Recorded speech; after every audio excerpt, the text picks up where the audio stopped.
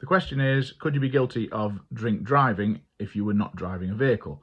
Well, of course, if you weren't driving a vehicle, you wouldn't be drink driving. But if you weren't driving, you could still be guilty of the same offence, which is driving or attempting to drive a vehicle with excess alcohol under Section 5 of the Road Traffic Act 1988.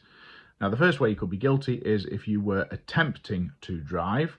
Attempting to drive or driving a vehicle are exactly the same. As far as the Road Traffic Act are concerned, the same penalties, the same disqualification.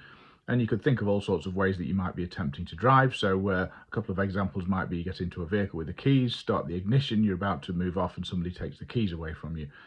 Or you're about to pull off and somebody stands in front of the vehicle, a police officer maybe, and stops you from driving. So that's the first way, attempting to drive, just the same as driving.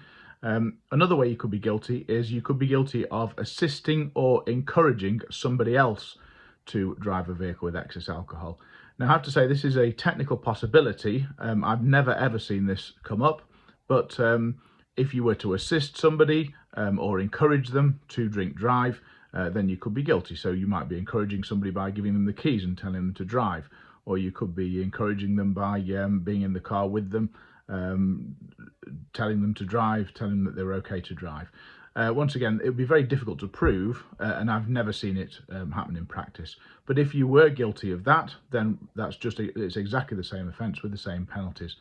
Nowadays we call it assisting or encouraging. You might have heard of it being called aiding and abetting. That's the old way that we used to define the same thing. So you could be aiding, abetting a drink driver and you'll be guilty of an offence.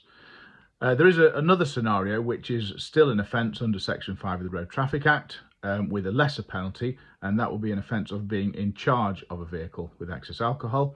So if you're in charge of a vehicle, that might mean that you're in the vehicle with the keys, but not necessarily, then you'd be guilty of an offence.